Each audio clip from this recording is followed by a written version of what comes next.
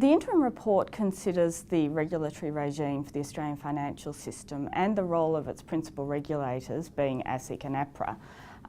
The release of the report followed shortly after the Senate inquiry report into the performance of ASIC, and so we really need to think about both reports when considering what might ultimately be in the inquiry's final report, which is to be released later this year.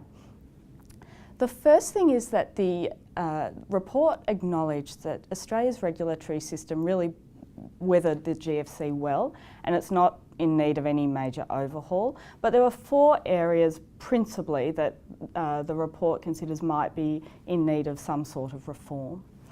The first is that the report indicates that the accountability and independence of ASIC and APRA should be reviewed. And in particular for ASIC, there's a tenor of a movement towards an industry funding model. Now that raises some interesting issues.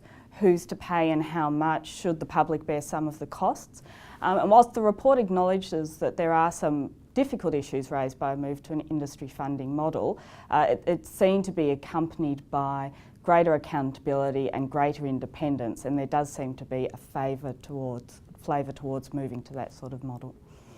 The interim report also considers the breadth of ASIC's mandate and whether, and if so how, the scope of its regulatory functions should be perhaps narrowed so as to enable ASIC to focus on what's perceived to be high-risk entities.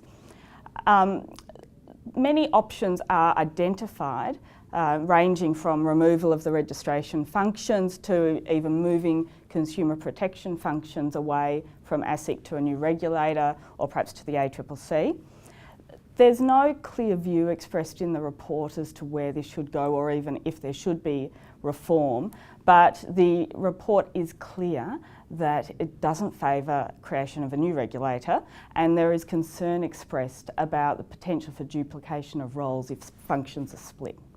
Perhaps the one clear area where the report expresses a view is about the enforcement powers that are currently available to ASIC. And there's a consensus in the interim report and the Senate report that the role of enforcement actions is not merely to punish, but there's a very important role of deterrence from future misconduct by others. And there is also a consensus between the 2 reports that the current toolkit that ASIC has at its disposal is not really adequate. And finally, while it's not addressed in the interim report, the Senate inquiry report regarding ASIC was quite critical of ASIC as to what it perceived to be a reluctance to litigate and perhaps looking to resolve things before getting to court too readily.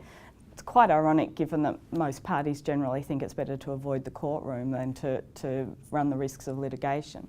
But in any event, it will be very interesting to see whether the Murray inquiry does adopt or consider the question as to ASIC's approach to enforcement when it releases its final report.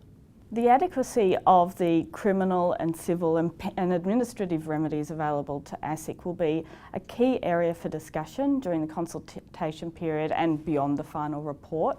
And in particular, it'll be quite interesting to see whether there is a real move to add some further tools to ASIC's toolkit, in particular disgorgement remedies, or whether fines might be introduced that are a multiple of any gains achieved through misconduct.